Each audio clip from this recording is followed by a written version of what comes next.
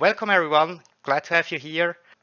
So what is NFT Butler? NFT Butler is a OpenSea bidding bot to do a lot of bids on OpenSea.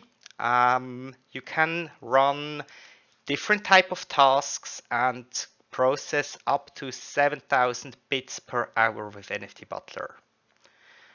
What you can see here is the home screen of my token tasks.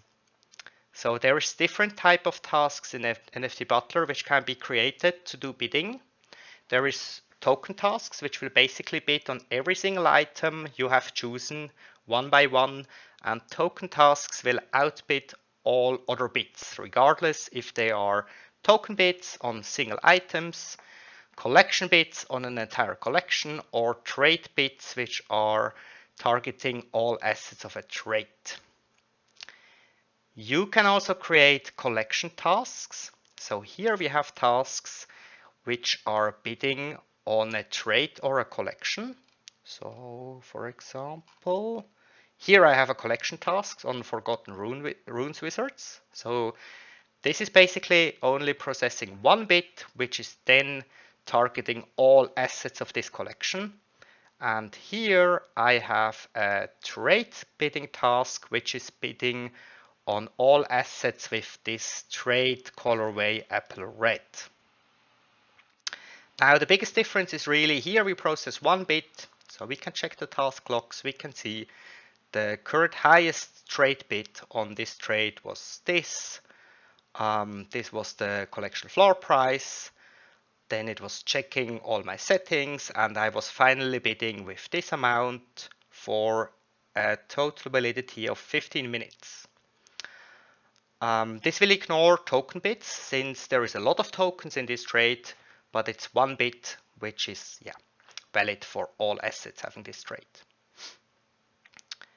And on token bids, we can see here I process a lot of different bids. So for example, here I'm bidding on the Galaxy Gold Comp trade, and we have processed 170 bids, 80 are still in the queue, and you can see here we are bidding on each individual asset with the advantage of outbidding everyone else.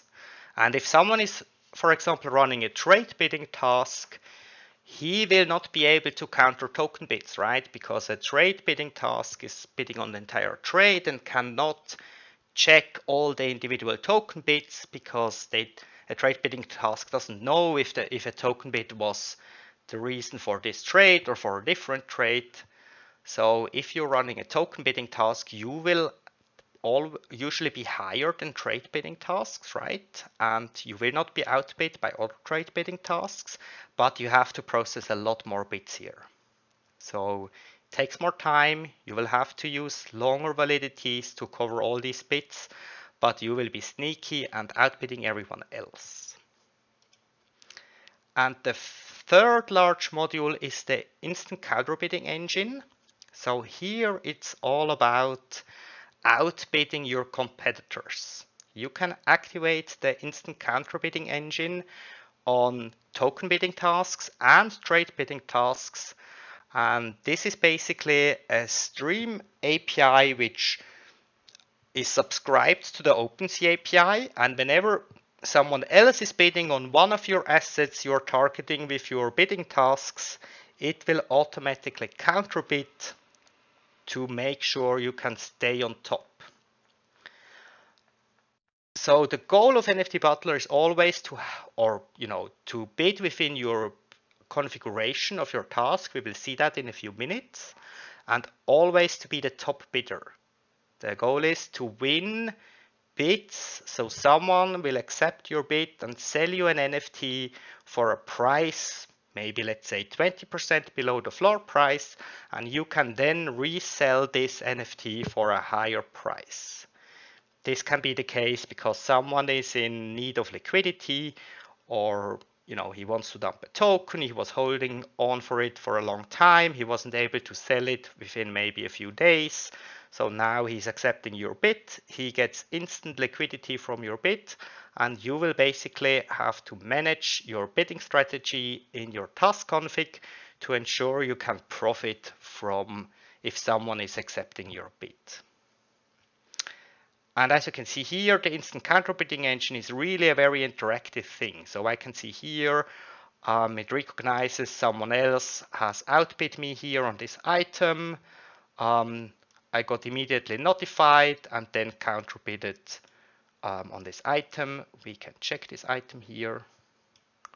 So you can see here another user was counterbidding me with a little higher bid, and due to my task configuration, I have outbid him by a larger outbidding step, but you can configure these outbidding steps as well. So I could also have counterbid here by a tiny little bit more only. We have different options here for counterbidding. So let's dive into creating tasks. NFT Butler provides a search engine where you can search through, I think at this point we host about 1700 collections. They are all hosted on OpenSea. If your favorite collection you would like to do bidding on is not hosted in the search engine yet at NFT Butler, new collections can be added in our Discord channel with our Discord bot. So it usually takes about 30 to 60 minutes, and you can add any collection on Ethereum from OpenSea to be searchable here within NFT Butler. You can then search these collections or sort them. So right now it's sorted by number of sales. So here on top we see the most trending collections, which are maybe in a hype phase right now and just have a lot of sales right now. We can also check this. So we provide some stats here. We can see this was a very hyped collection, which is slightly dropping in floor price, or which is dropping a lot in floor price, I think, like by a factor 10, but maybe it's gonna stabilize. Usually I don't like bidding on trending collections like this because bidding is most valuable if you bid on very stable collections. So if you have a collection which is trading for 6 months and the floor price is very stable, you can much easier calculate what is the best bid price and where can I still profit, because this trade has been trading for more than 2 months for the same price. So if someone is accepting my bid below the trade floor price, I can sell it for profit for sure. And the more volatility you see in a collection, the more risk you're also taking into account if you're bidding on this kind of collection. You can use the search engine to search your collections you would like to do bidding on different criteria. So I can say I want to bid on collections only below 1 ETH. The collections should have at least 300 sold items in the last 30 days to ensure there is still trading going on. I don't want to see collections where the enforced royalties are higher than 2.5%. The collection age should be at least 90 days old to ensure, we exclude those collections which are very volatile. You can also filter for verified collections only, and you can also filter here for other stuff like if is trade bidding or collection bidding enabled or not. We leave these filters for now. And now we can see, okay, we have OPP edition here. Let's have a look at the graphs. It has risen a lot, is slightly coming down, but seems to be stabilizing here at least in the last 10 days. So maybe this could be a target. Little Pudgies is maybe a better target because it has been around for quite a while and seems to be very stable, at least around this price level. So a floor price of about 0.4 or 0.33 ETH. From this screen, you can now create a collection bidding task with this icon here. So I can say I want to send collection bids. You can also see what are on the same screen here. This is actually a new feature which was just released a few days ago. So now we can see again the most important stats to help you decide what would be the best bidding price, and you can also see what are the current active collection bids. This one is very close to the floor price, so maybe I don't want to compete with the top bid, but maybe I want to have the bid somewhere here, like 9% below the collection floor price. Maybe this bid is going to be accepted, and you can still end up as the top bidder once those two are getting accepted, and you will have a larger profit span the further you are from the floor price. Especially when doing collection bids, right? So a collection bid is valid for all assets, so you don't know if you're going to get a gold trade asset or just a very regular one. It's going to be like a loot box a little bit, right? When you get a bid accepted, you don't know what asset you're going to get, but so you always have to calculate with the worst case here. I can then decide, okay, I want to bid in a certain range, like 0.3 to 0.36 ETH. If you want to do fixed configuration, you can also decide to bid relative to the current collection floor price. So in this case, you wouldn't have to adjust your bidding price all the time, since the bidding price, min and max price, is moving with the collection floor price. So in this example, I would say my minimum bid price is 15% below the floor price, up to a maximum of, let's say, 8.5. Let's say that. So 8.5% below the collection floor price. We have only enforced royalties of 0.5%. So this should still leave us with some profit margin.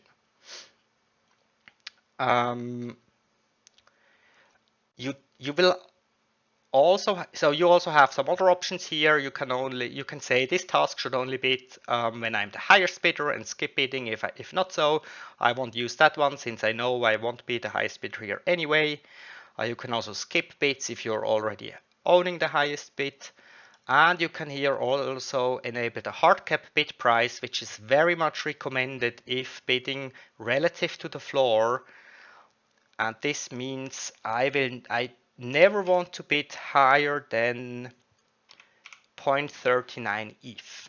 So even if a whale is sweeping the floor might increase maybe for only 2 hours, because a whale is buying a lot of NFTs just from the floor price, and then is very likely to drop again after a few hours.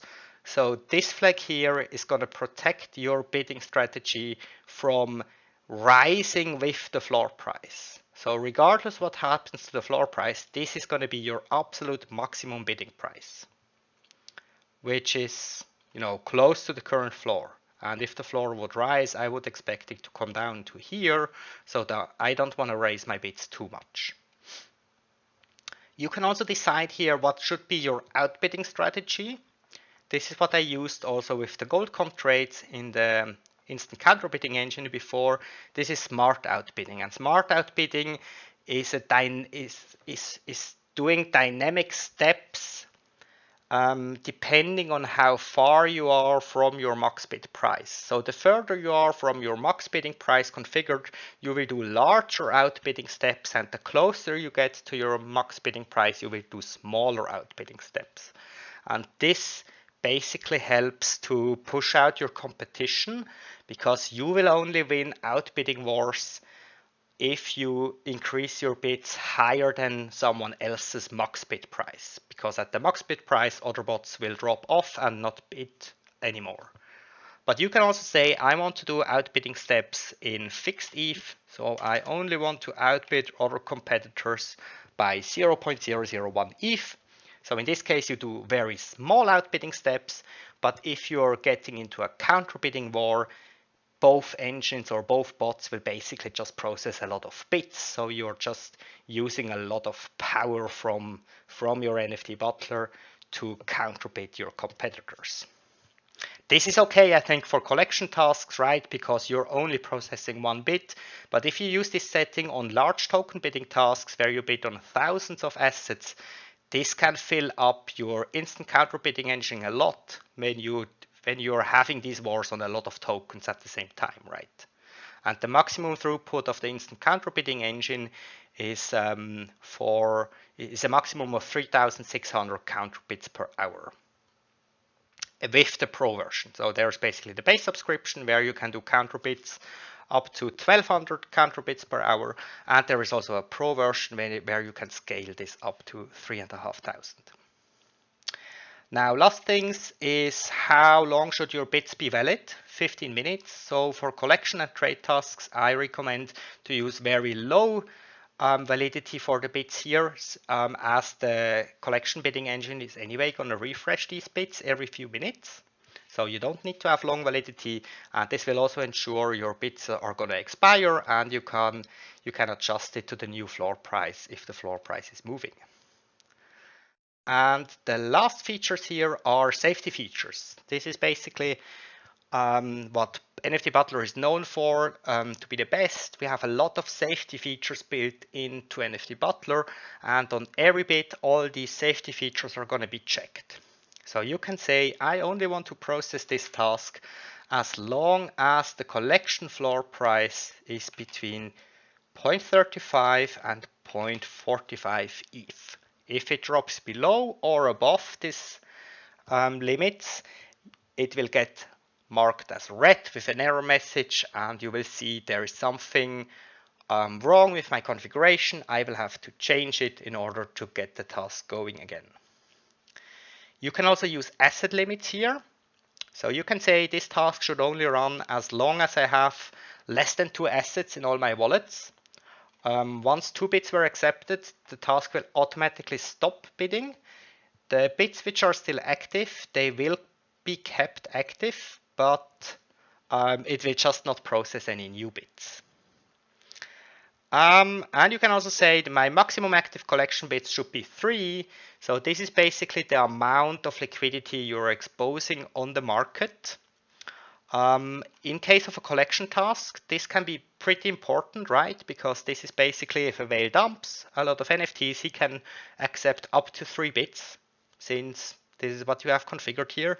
On a trade bidding task, it's not as much important, as whales are usually not dumping a lot of assets from the same trade. They are just dumping a lot of different assets with different trades. I want to start this task, and I create it. And now we can have a look at the collection task engine. And we can see the task has been created here. It's going to be picked up within a minute and processed. Right now, the bid is not processed yet, but my collection task engine runs every minute, and we will get back to it and check our bidding engine in a few minutes. Did I also enable instant counter bidding? No. I will also enable instant counter bidding, so this will also make the task use the instant counter bidding engine. So if someone else is bidding, it doesn't make too much sense here, since I'm not going to be the highest bidder anyway. We can see it's just processing it now. So we can check the logs. It says the current highest offer is this amount. Since we have set the maximum bidding price relative to the collection floor to this, we are just going to place a bid for this amount. And it's active now, and we will see if someone is going to accept my bid here. Now let's get back to the search engine here. So we have created a collection task here. Let's show some other features. So let's go to the other deed NFTs here. So this is a very trendy collection since months already. I think everyone knows other deed.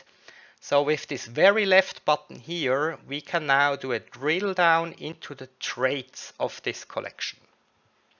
So now we are, instead of bidding on the entire collection, we are basically checking what traits are available within the other deed collection.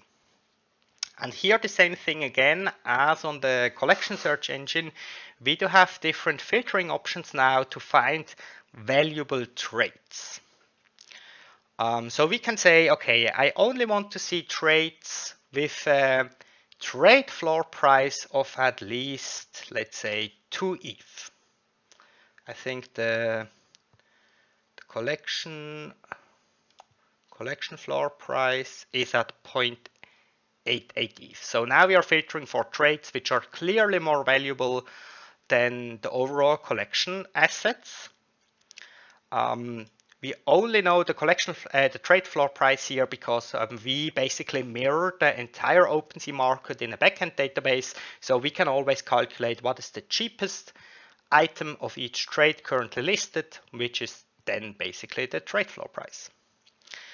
We have other filtering options here, so we can check what is the current highest bid within a range with the minimum bid or the maximum bid in ETH.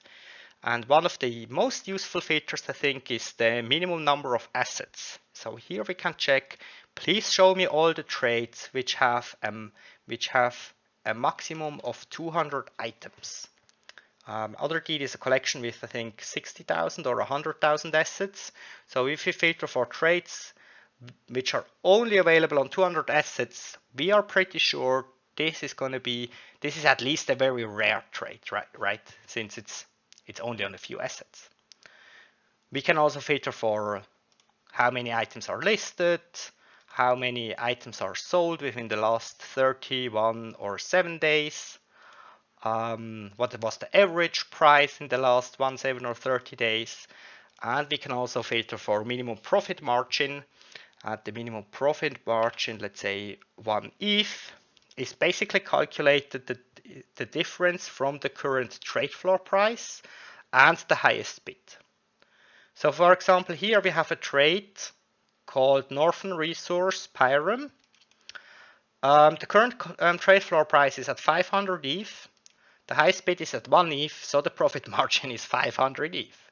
So this is not very realistic, obviously. So let's have a look at the statistics of each trade.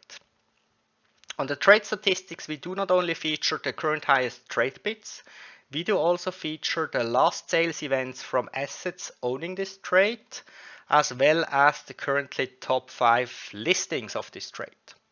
And we can see here there is only one asset listed with this trade at the price of 500 ETH, so no one is going to buy this ever. That's also why the profit margin is a little bit off here. But what we can see from the sales history here is a reasonable price indication. So this trade seems to be trading around 1.7 to 2.5 ETH in the last 2 or 3 months. This one seems to be off, so I guess here this asset maybe had a coda or some other very important trade. This is clearly not coming from this trade box, but I guess something like this would be a reasonable price for this very rare resource Pyram. So since we now know Pyram is a rare trade, let's maybe search if there is other Pyram as trades within other ETH. Let me also take this one off, and we can see, yes, Pyram is used as a northern resource, a southern resource, a western and an eastern resource. The floor price for each one of those seems to be at least 5 ETH. Let's maybe also check the other statistics just to confirm they are usually traded around 1.8 or 2 ETH. So we can define a proper bidding strategy here. Western resource seems also to be traded around 2 ETH, 1.7 was the lowest here. So this looks very fine. So it seems to be, and we can also see it's very rare resource. So here we only have 100 items, another 96, another 88, another 94. And on the Eastern resource, we can also see it seems to be the same highest trade bids right now, around 1.04 wrapped Ethereum. And we can see the same schema here. So assets are traded around. Also watch out for the time, right? So here we are in March. It seems to be in March those assets were traded a little bit higher than they are today. And so this was June. So maybe we can expect, so this would be the worst case scenario, like something like point, or this one, 1.5, 1.63. I think this is what we can expect. I could now either create a trade bidding task for each one of these trades. So one here, one there, one there, one there, running 4 trade bidding tasks. But I can also combine all these 4 trades in one token bidding task. So you can see now I have selected 4 trades. There's a new button for selected trades, and I have this token bidding icon here. So let's create a token bidding task. We do now get the statistics again for each of those trades. This is also one of our new features, which was just released, I think 2 days ago. We also have a drop down where we can switch between the different trades we have selected here, just to double check. And we could also edit the trades if we want to change something here. And we can now also show the token selection. So we can check the total number of assets should be something like 400, so 360. So we can see all the assets which have one of these traits at least. So let's go back to the task. What we can see here, the traits are now combined with an OR combination. We could also say, so for other bidding strategies, you want to combine them maybe with an AND condition. So maybe you only want to bid on lands which have as a northern and southern resource this Pyrum. I guess there is not going to be any asset who have Pyrum on northern, southern, eastern, and western resource, but we can check if there is any asset having. No, there is none. So this wouldn't make sense, right? I cannot run this task with an AND operator since I wouldn't target any asset, but we want to run it with the OR combination. So we want to target all assets having at least one Pyrum resource in the northern, southern, western, or eastern part of the land. We give it a name, order it Pyrum. At this point here, since we are running a token bidding task, we can even go deeper. So this option, change token filters, does also give you the option to add additional filters. So you could now say, so these are my 360 assets, but now please only bid on assets which are listed between 1 and 20 ETH, because listed items usually signalize someone wants to sell them. So maybe they are more likely to accept your bid. And we can see only 2 assets are currently listed between 1 and 10 ETH, I think I said. One is listed at 5, one is listed at 9.5.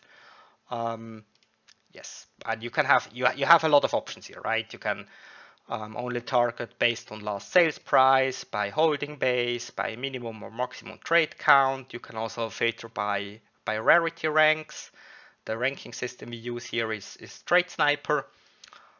Just to give you an idea on what the options are here, but we don't want to use any of these. We just want to go back to the task, show token selection again. We want to bid on all 360 items having one of these resources. And now it's the same thing. So I want to counter bid for sure.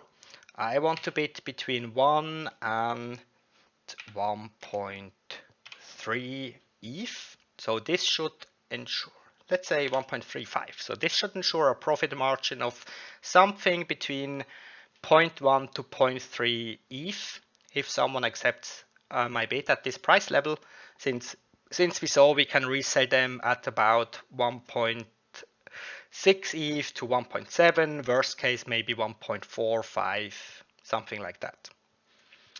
And it's also, there is only 0.5 royalties enforced, so even if we have to sell it only at 1.45 ETH, there is still a little bit of profit to be made. And if we get a very rare one, maybe we can make a lot more profit here.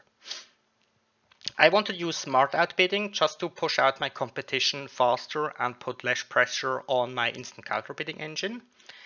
The bids should be valid for, let's say, 60 minutes.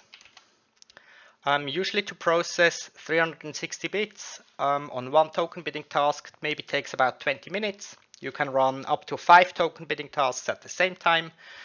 So I will run it with a validity of 60 minutes, and the task will automatically loop once the first bid expires and refresh your bids.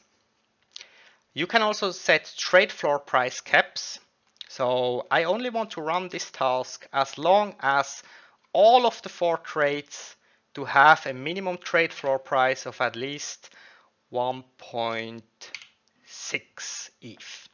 If it drops below this, I want to review this config. I want to make the task stop to be able to check it again. The task should only run as long as I have less than 2 assets in my wallet.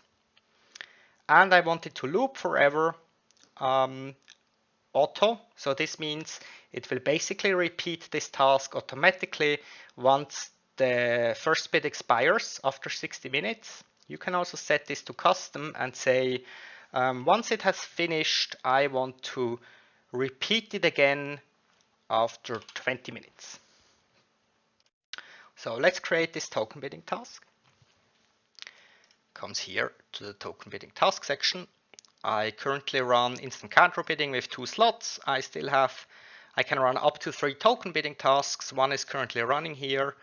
Let's run this Pyrum task, and we can see again we have currently selected 4 trades. Smart out bidding, looping interval 20 minutes. Oh, I can also see the min and max bid price has adjusted here because I don't have enough wrapped Ethereum in my wallet, so that's why it has changed here. So let's see, on my account 3 I have enough wrapped Ethereum. So let's change the wallet to my account 3. And voila. And we can now see we are now bidding between 1 ETH and 1.35 ETH. So let's start this task. It will now request all the assets. We can see 360 jobs have been added to the task. The first one has already completed, second one as well. We can see, so the average bid interval is about 3 seconds here. So every 3 seconds, as long as I'm hovering here over the task logs, it doesn't update to ensure we can properly read stuff without changing it all the time. As soon as I move my mouse out, it will update. So now we have already processed 10 bits. We can also see some of these. So here there is much higher offers because maybe this asset here has another valuable trade, maybe a coda or something. So there is no chance I'm going to win this one, but I might be the highest bidder on other trades. So we can, and this is also reported here. So we can see the task has already processed 19 bits, and I was the top bidder at 14 of them, 15. Did I also enable instant counter bidding? I hope so. Yes, I did. So let's also see how much competition is going on these. Not too much. So I didn't receive any counter bids yet. So these counter bids are about another task, about my imposter Genesis pets and UFOs. So far, no one is counter bidding my bid. So let's hope we get some other deal ends with Pyrum resources. We only have 5 minutes left, so maybe a few closing words. So you can run up to 5 token bidding tasks with NFT Butler here. For me, it's only 3 because I use 2 of my token bidding task slots for the instant counter bidding engine to ensure I can always stay on top on my most important token bidding tasks. This is a lot of technical detail. We don't have to dive into it, but if you're interested in all those details, we have a Gitbook page. So this is our homepage where you can also download NFT Butler for free. You can already create your tasks and check out the search engine and everything for free. You will just not be able to start any tasks until you either buy a subscription or you buy our lifetime NFT. So the lifetime NFT on OpenSea can be bought here, and if you own one of these lifetime NFTs, I think floor price is higher, yes. You will basically have lifetime access. You won't need to buy the monthly subscription. You can use NFT Butler as long as you want. I just want to add that obviously people that have registered will be able to test the tool with full access and be able to do bidding. The people that are now in the AMA within their trial phase. Absolutely. Thank you so much, Dave. Yes, so everyone here can have a 3-week trial. So make sure to register, type !register in the Get a Trial channel. You will find it in the chat here. So we know who is new and would like to try out NFT Butler. And also maybe some KPIs. You will be able to create up to 100 token bidding tasks. You can only run up to 5 at the same time, but you can put as many of these tasks into your queued section. So whenever a task finishes here, it will basically automatically pick up the next task queued up here. And you can also see a bunch of tasks here which are currently having a delay. So they have processed their bits, and this task, for example, here will start again in 5 seconds. So this is basically the bidding engine of NFT Butler. You can see this one is just ready to go. It claimed a spot and does now start bidding again. So you can create up to 100 tasks. You can queue up as many as you want, and Butler will do the work for you, loop through those tasks and refresh your bits. And for the collection task engine here, you can have up to 200 tasks, collection tasks or trade tasks, and up to 100 collection or trade tasks can be run in parallel. These are very straightforward, right? Because every task here is basically only processing 1 bit. So it's not the same as token bidding tasks where you process hundreds of bits. So that's the main difference. I'm just looking at the chat. We have some questions. Am I going to get if I used to use Butler but a long time ago? Yes, sure. If you didn't use Butler for some time, still you can register to give it another try. We have released a lot of updates and new security features recently. So you can check out the new features and test it out. And S is asking where to register. Thank you so much for linking, Guthix. So just type !register and get a trial to get a trial of NFT Butler. Maybe 2 more minutes. Do we have any questions popping up? Anything you would like to know about NFT Butler? Then please speak up or let us know in the chat before we move on to the blur.farm AMA. Love you guys, miss the AMA, but can't wait for the update. Awesome. Are you able to speak about any future plans for development of NFT Butler? Yes, of course. We have been working and developing in the space for almost a year now. So basically NFT Butler a year ago was only 1 page, right? Only this token bidding task page. There was no looping feature. There was just one-time configuration of tasks without any security limits and anything, and then go. We have added the search engine, the collection task engine, the instant cadre bidding engine, the wallet stats. So here in the wallet stats, you can always see how many bits are active on each wallet, on each collection, at what price.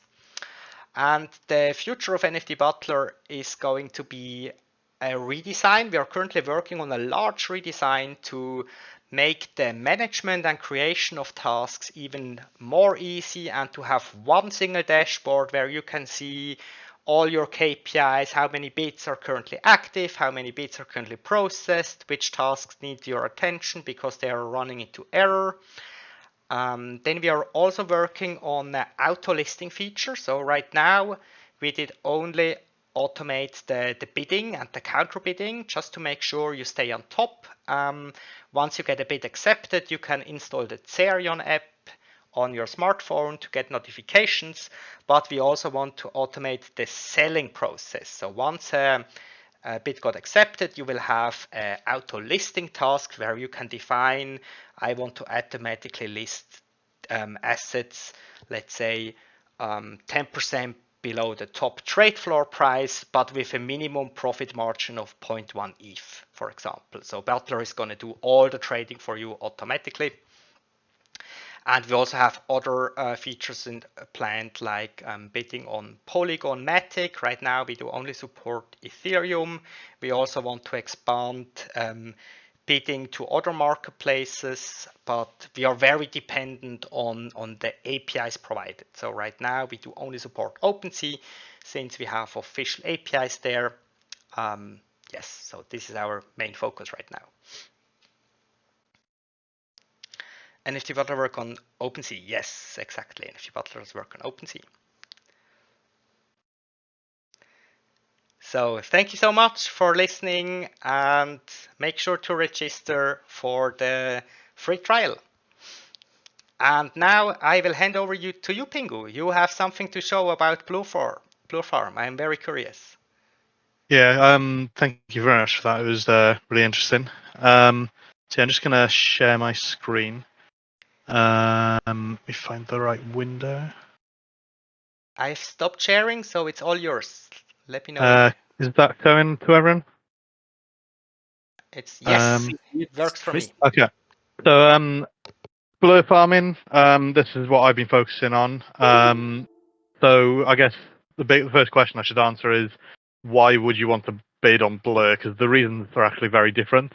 Bidding on OpenSea, NFT Butler, you're aiming there to win a bid where you get an NFT undervalued, and you can sell that then for a profit, right? With bidding on Blur, generally the vast majority of people are not bidding in order to win the bids. They're bidding instead for the points.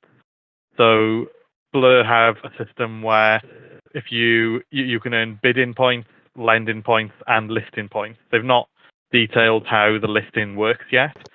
So there's nothing really to do with that. I mean, just list your NFTs on Blur and you get listing points. Actually, I think the lower price you list them for, the more points you get. Like closer to the floor, the more points you'll get generally. But you can earn bidding points and lending points. So this is one of my wallets, and you can see that within the last 24 hours, I earned 53 lending points because I've been testing out a new module that I'm putting live to the bot in the next day or two. So yeah, why do you want points? Well, we're on season 2 of Blur right now. Season 1, I wasn't paying attention to bidding on Blur before season 1 ended. Some people made 7 figures worth of over $1 million worth of Blur just from bidding on stuff in season 1. It went unnoticed by quite a lot of people. I didn't pay any attention to it until after that point myself. But as soon as I saw what season 1 brought, it got my attention, and that is the whole reason I built Blur Farm. So what I'm going to do is switch over to my Blur Farm window. If you just give me 2 seconds, I can show you the bot. Okay, so this is the bot. So you know why you want to bid. You earn points. At the end of the season, those points are worth their Blur currency. How much that's worth in a real world dollar value, it's anyone's guess. I've seen estimates ranging from $4 up to 12. I think more realistic is about $4, but it's hard to know how much. So what you're trying to do with this is you're trying to earn points that at the end of the season will be worth something. We just don't know what right now. So currently there are 3 controllers on the bot.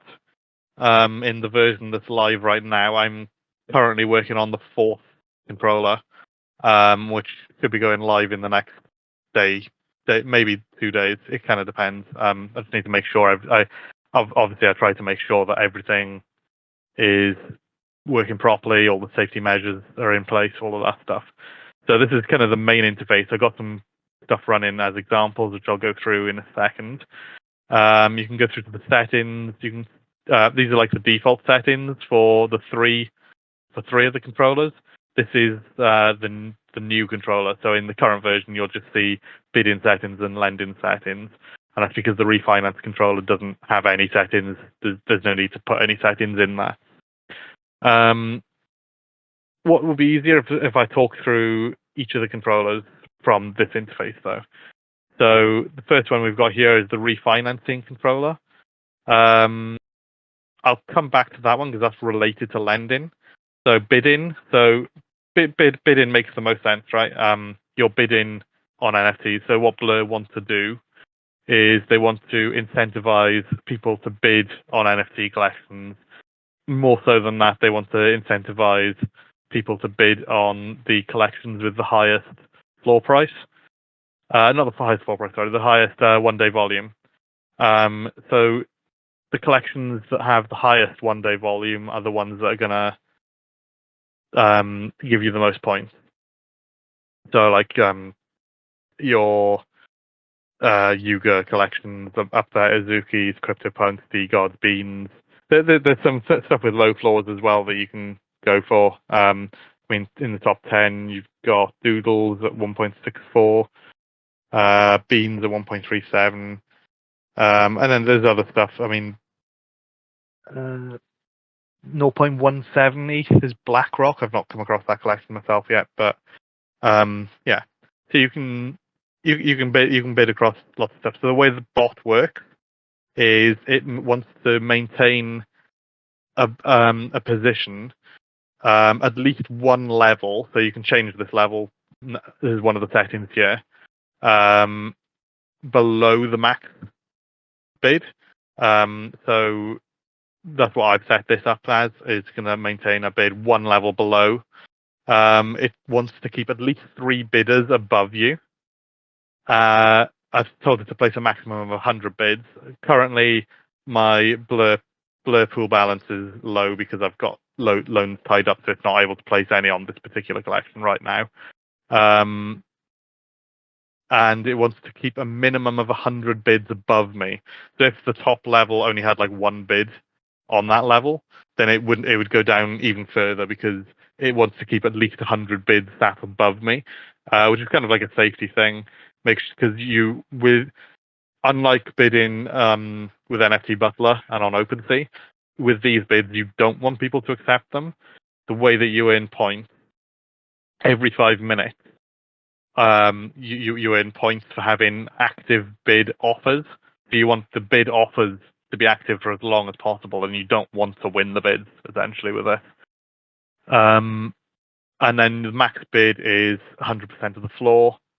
And then here it's showing what the peak bid is on the floor. So these are updating in real time from the collection. So the floor of the collection is 0.84. The highest bid right now is 0.78. We don't have any bids because I don't have enough Ethereum in my Blur pool to bid on this right this second. But if I did, it would be bidding. And that's essentially it. As soon as it so this subscribes to the notification from the website. So if you were on the Blur website looking at the bidding interface, as soon as somebody places a bid that changes or removes a bid or a bid gets accepted, all that information is sent to the website, but also to my bot, and the bot looks at that information, recalculates where it thinks its bids should be, and if those are different, then it'll cancel the bids you've got, or cancel the ones that need cancelling, and replace them at a new level. And it's constantly doing that. It's got the same speed as the UI updates on the website essentially. So lending is a bit more complicated because with bidding you've got one variable. That variable is how much you're bidding and how much that compares to everyone else. So there's one variable with that. With lending, there are 2 variables. There's the amount that you are lending, which is similar to how much you're bidding, but then there's also the interest rate or the APY. You'll hear me use both interchangeably, probably. So they want to incentivize higher LTVs or higher amounts that you're offering to lend, and they want to incentivize lower interest rates. So you'll get points for lower interest rates and higher LTVs. But you only really generally get points if you're in a place that could be accepted right this second. If you place a lend offer that just outright has better offers out there in every aspect, you're not earning any points for that. So what this controller does, which is the lending controller that is currently out, is it places a lending offer within your settings. So I've said the LTV should be between 10 and 85%, APY between 0 and 1,000%. You can change those to suit yourself. And it will place those bids at every point along each line that's on the chart on the Blur interface. So on the 0% APY on CloneX, that may go out to what's the floor? Floor is 2.09, so that probably goes out to about 1.4 Ethereum on CloneX, and it'll bid at each interval along there, and then it'll look at the next line that has more than 1.4 Ethereum offered, and it might bid on there, but it might not. It'll depend on some other factors, because what you want to do is you want your just like with bidding, you want to keep your lend offers open, but you don't want them to get accepted, because as soon as they get accepted, you stop earning points. And it's going to happen, which is fine.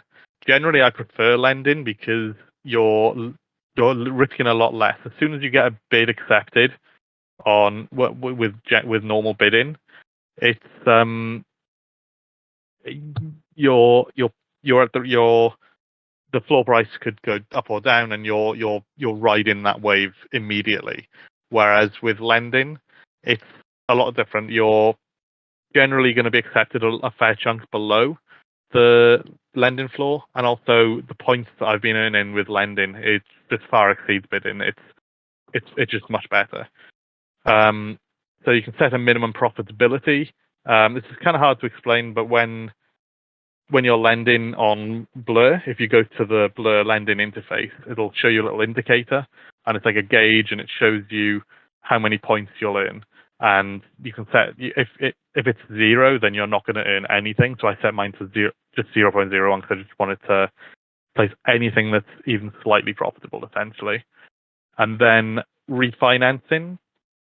So when your loan offer is accepted, you can close that loan offer, which will first put it up for auction. Well, if actually, it won't put it up for auction straight away. The first thing it does is it looks for someone else who's already got an offer at the same terms or better. And if that exists, it'll just transfer the loan straight to them. Otherwise, then it goes into an auction, and over time, someone else may pick that up. If they don't, which generally will only happen if the loan amount is higher than the floor price of the collection, then you essentially get the NFT at the end of that. So you might get the NFT, but generally that will only happen if you're at a net negative on it. But I've not seen that happen bidding on the lens right now so far.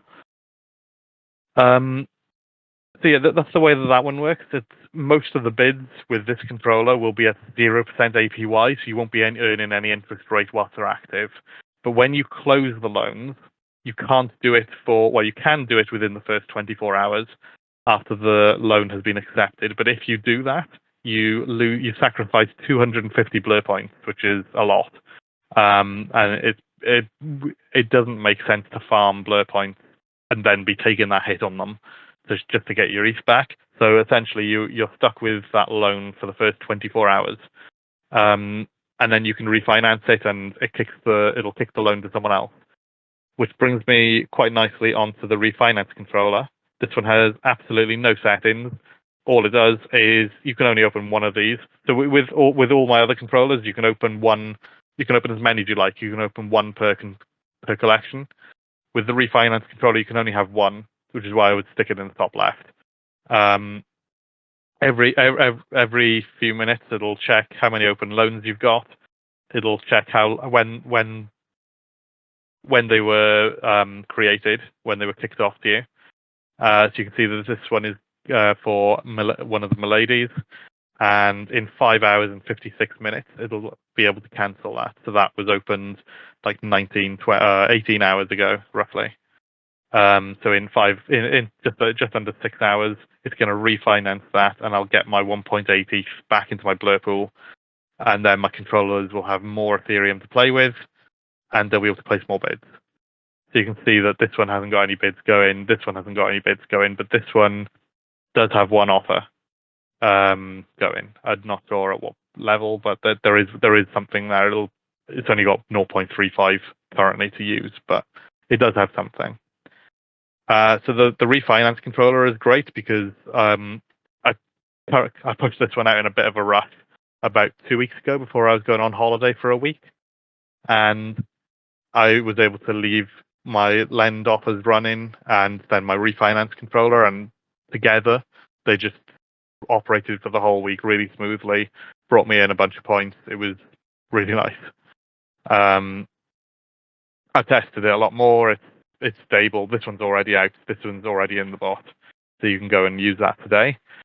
And then finally, this is again lending, which is why it's using the same color green, just a bit darker. But this has a different strategy. So instead of bidding at the 0% level and bidding at every point along there, what this aims to do is it aims to take the top positions, but the lowest you can set the APY is 10% on this, because you don't want to be doing this on the 0% APY because you'll lose your Ethereum to a loan offer really, really quickly. So this will be bidding at. It depends where the other bids are, but the way this works is if there's an open bid at say 20% APY, and what's the floor on this 1.37? It may be say 1.2. No, let's say 1.1 Ethereum. Then instead of copying that bid, it'll place it at 19.9% APY and 1.1 Ethereum, and you'll be earning a ton of points for that. There's a load of points there. So that I showed you earlier on the Blur website that I earned 53 points in the last 24 hours. It was all from these controllers, and that was just with a Blur pool balance of just 5 Ethereum. So with 5 Ethereum, I earned over 50 points, and for most of that time, I've had my loans open. So if you manage to keep loans open longer, you'll earn a lot more on top of that. And yeah, this one has a few less settings than the main one. It's a lot easier to set up. It's earning a lot more points. It does have a bit more risk, because you generally want to be using it with a higher LTV. So you can see I've been using it with an LTV of up to 92.5%, which is a bit riskier. This one I use only up to 85%, but the risk reward ratio is definitely a lot better. So you can see that there's in utilities. This takes you to the OpenSea page, the Etherscan page for the collection. This will take you to the Blur site, and then on the lending ones, you got this button as well. This will just show you a little information about the loans. There's 561 active loans. There's 53 active auctions, and you can scroll through and have a quick look at what price those are at and what they're looking like.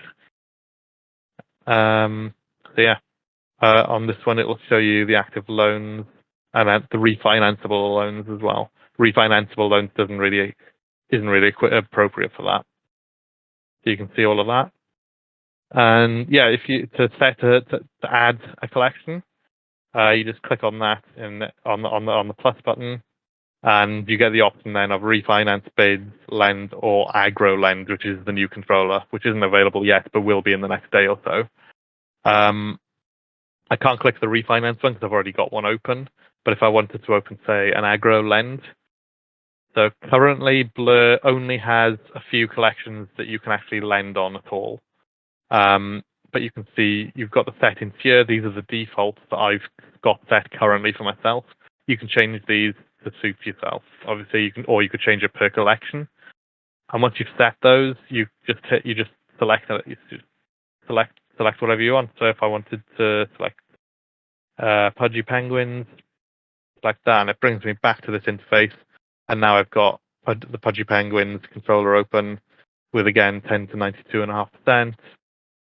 And yeah, I can't place any offers right now, so I need more Ethereum back. But yeah, that's the bot, I guess.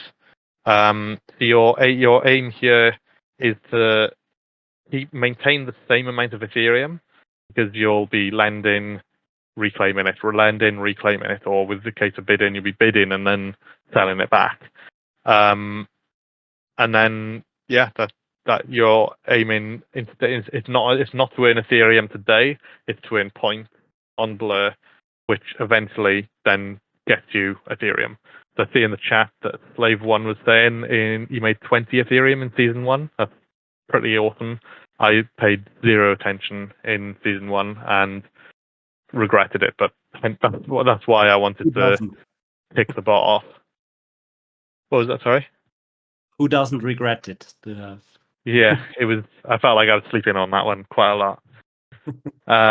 So how lending works? Yeah, I can take you to the Blur site. Is the best place to show that off. If I just change my screen back again. So I'm back on Blur. So if I go to collections points, you can see everything here and above is active for lending. Everything else isn't active for lending. So let's take a look at DGODs as an example. You go to loans, get rid of this. So the interface is a bit confusing on Blur, but what you can see is there are horizontal lines coming out. So up the left, you've got the interest rate, and along the bottom is the borrow amount. So you can see this line here indicates the floor, which is currently 9.9 Ethereum. All of these green dots are active loans, but I tend to turn those off because they just get in the way. Then you've got these grey dots, which are active auctions. So if you wanted to lend 7.9425 Ethereum at 8.8%, you could do that. So that is someone who's waited the 24 hours, kicked off a refinance, but there was nothing available. And over time, that's slowly going to go up and up and up. And as soon as it hits a level where someone's got an offer, then that will go into them essentially. And then you've got these gold dots, which are active offers, but they're above the 100% APY essentially. If I turn those off, what you can see is if you see where I've got the cursor here, the very bottom line with 0.0% APY, and if I go here, you can see 6.0 Ethereum, 6.1. That 0% APY line goes up to 6.1 Ethereum. So if you wanted to borrow up to 6.1 Ethereum on a DGOD, you could get that at 0.0%. The next level after that is 4.9% APY, and that goes up to 6.2 by the looks of it. And after that, it's 17.9. And so my first bot will place loads of bids on the 0%. My first lending controller, will place loads of bids along the 0% APY up here, and it won't put one at the 6.1, but it'll do 6.0 and below. And it will also look at the active auctions, so these green things, and it'll try to determine which of these are ready to be refinanced. So it'll ignore anything that's less than a day old, and you can set the maximum of what age that should be. I use 5 days currently, but you can set that however you like, and then you can set a maximum that you're comfortable with. So if it's 5.9 Ethereum, say, there were loads and loads of active loans, you may not want to bid there because there's too much risk that someone's going to refinance really soon into you. The second bot, if I get rid of those again, it ignores the 0%. It'll only look at 10% and above. And what it's trying to do is it'll bid at the absolute peak here. But instead of doing it at 17.9%, it'll do it at 17.8%, so that it becomes the best offer. And there's loads of points in that. And it'll go up to the next level again, so that you can see there's about 7 Ethereum at 18%, and then it'll go up again. It'll try and bid there, and it'll do that all the way up until whatever your highest risk appetite is. So if you were happy to bid out to here, then every green line you see highlighting green as I sweep across, it'll tap those off and beat them, and it'll try to maintain beating them as well. And that's where all the points are. I've been toying about with different strategies. This is what I'm focusing on currently myself, and yeah, the controller for that will be out within the next day, hopefully. I guess, are there any questions? Did I get hit faster with the new module? I was hit within a couple hours, but then 2 of those hits were people who sold quite quickly, so they only lasted a couple hours. And then I was hit again a few hours later, I think. But you will get hit with the new controller with loans. But I don't see it being too much of a problem. I don't feel like I was hit any quicker on the new module than the old module. But I haven't had enough time to say with any certainty whether that's the case long term. What does blur farming bot cost? That's a good question. So our website is blur.farm. And then the purchase page will give you all the pricing information.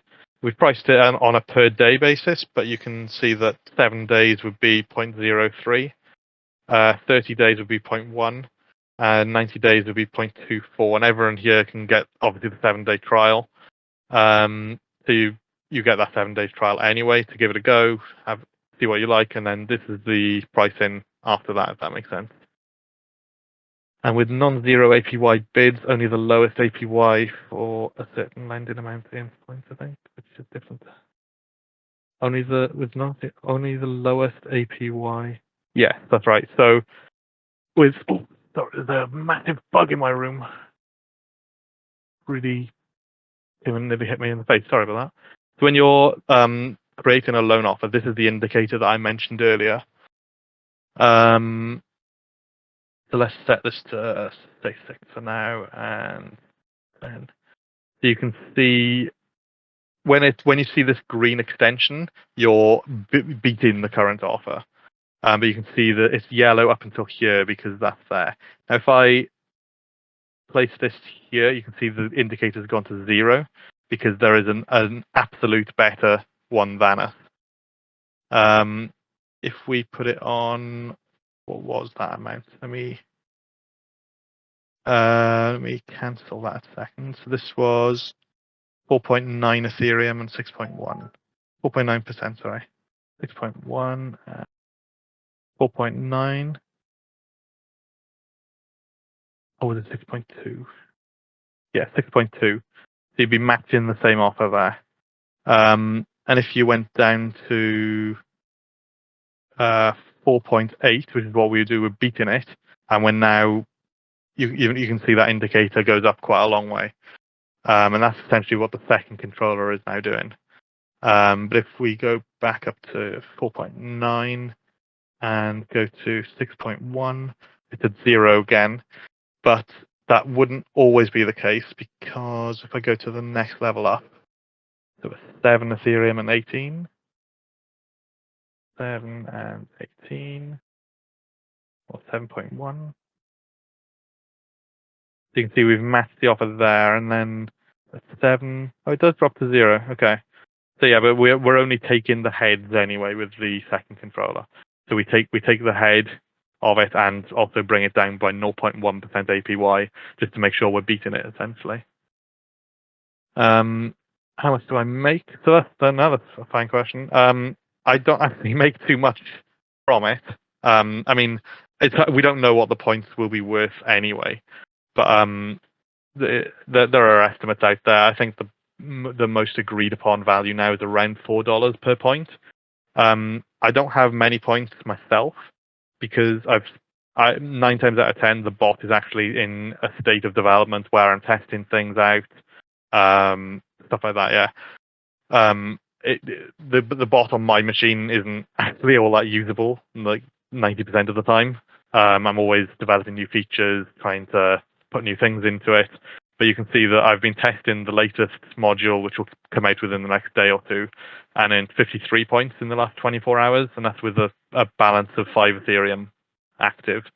I can't. That won't be 53 points with 5 Ethereum every day for every person. It's obviously going to vary a lot, but I feel like that's fairly achievable with 5 Ethereum.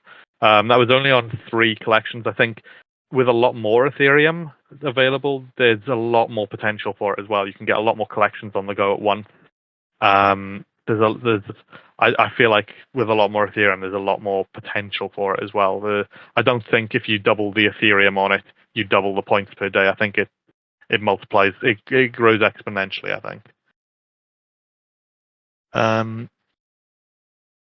Yeah, it is hard to say what the blur price will be. There's nobody can know right now. I don't pretend to know. But yeah, it'll be worth something per point. We know it'll be worth at least something, unless something catastrophic happens, I guess. Yeah, you don't know actually. Yeah, I always envisaged using it myself, but yeah, it's always in a state of needing stuff done, and I'm always working on the next thing. But yeah, I've got 458 points on this wallet. I've got a few other wallets I've used as well, but this is probably the biggest so far. But 53 of those came today. So yeah. I guess, are there any other questions? Just to reiterate, you can get a 7-day trial, everyone in the in the AMA today. Yeah, no other questions. I guess do you want me to hand back to you guys, the NFT Butler guys, or? Sure. Let's give them another 1 or 2 minutes. But I have a question. So, do we already know when season 2 is gonna end? The airdrop season 2? Is this like announced already? It's not announced. No, there's no telling. I'd love to be able to guess and be right, but I don't know. It started on February the 14th, season 2. Mm-hmm. At the time, I estimated it would be about 6 months. So February, March, April, May, June, July, August. I don't know though. It could be till the end of the year. It could be till next February. I really don't know. I wouldn't like to guess. I've tried to guess Blur's moves in the past and been wrong. So yeah, but I do expect them to be bringing new stuff out every month. Or not every month, but regularly. I think they wanted to do it every month at one point, but they weren't able to last time. But I'm expecting some big updates in over the next few months, and I'm trying to make sure that I'm ready to pounce on those as soon as they come. Because when they announced ahead of time that something was going to happen, before they dropped lending, and I made sure that the bot was in a good state, and I didn't work on it for a week before, just to make sure that as soon as lending came out, not knowing what it was ahead of time, I was ready to go. So, and as soon as the day it came out, I was working on it then, trying to figure out the best way to hit it and everything like that. Yeah. Nice. When did lending come out? The beginning of this month or last month. I can't remember now. It was.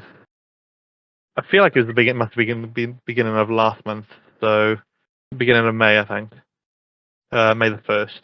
I think it was meant to be April the 1st. Yeah, it was meant to be April the 1st, but they pushed it back till May the 1st. Makes sense. Okay. And so I'm not following too much all the new features of Blur, but my impression, back in the days when they launched this, they are fairly quick in releasing new features. Is this still the case? Like, do they release new features every like 2 months or something like that, or has it been slowing down recently?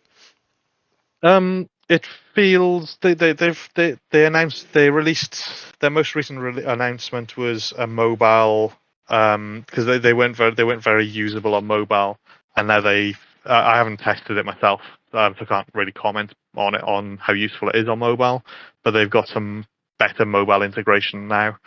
I think that they're always working on a bigger thing behind the scenes, though. I just don't know what it is. Personally, I think that they'll have trait bidding come in soon. When they announced something big was coming, first in April, then in May, and then it ended up being lending, I was guessing that was going to be trait bidding because they really want to be providing liquidity to NFTs. That seems to be one of their really big goals, which is why they incentivize bidding, and then obviously there's massive liquidity on those collections. But the problem with that is that collections that have lots of rares and stuff like that, having lots of bids at the floor doesn't provide liquidity to those, or it doesn't provide fair liquidity. So I think that they will have trait bidding in the work. It's speculation at the moment, though. Yeah, of course, of course. Okay, great to see. So this is really amazing. Now, when actually I think when the airdrop 1 happened, or even no, I think after airdrop 1, suddenly everyone started to realize, oh, you can really make real money with Blur just farming their points. So we got a lot of requests from our community. Can do Butler please do Blur points farming? And we were like, no, there are no APIs. We have a lot of stuff in our pipeline with the OpenSea bidding, so we don't have time for that. So now that's great. We have you guys, and together we can offer the whole suite for both marketplaces. So Yeah, that's cool. thank you so much for joining this AMA and yes, showcasing both of the tools here. It's really amazing. Thank you very much for having me. It's been good. Yeah, thanks for making this happening. It was quite cool, quite educational. I hope you guys enjoyed it. Maybe collab in the future. Yeah, who knows? Yes. Collab in the future. Yes, totally. Awesome. Any last questions? Maybe to claim the 7-day trial for blur.farm. Do you have a Discord? Should they just create a ticket, or how can we all get our hands on the blur.farm tool?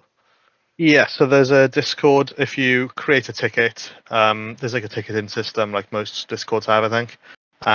Just say, hey, I was in the NFT Butler AMA. Give me my trial, and if you don't post it, I'll be asking for your wallet address. So just if you just provide your wallet address as well, I can, as soon as I'm at the PC, I can activate that for you, and you'll be away. Yeah.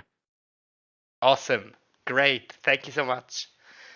And thank you so much for everyone joining in this AMA. Dave will also make a YouTube video out of it, and see you soon, and hope to see everyone trying both tools very soon. Thank you so much, guys. Thank you, guys. Bye-bye. Thank you.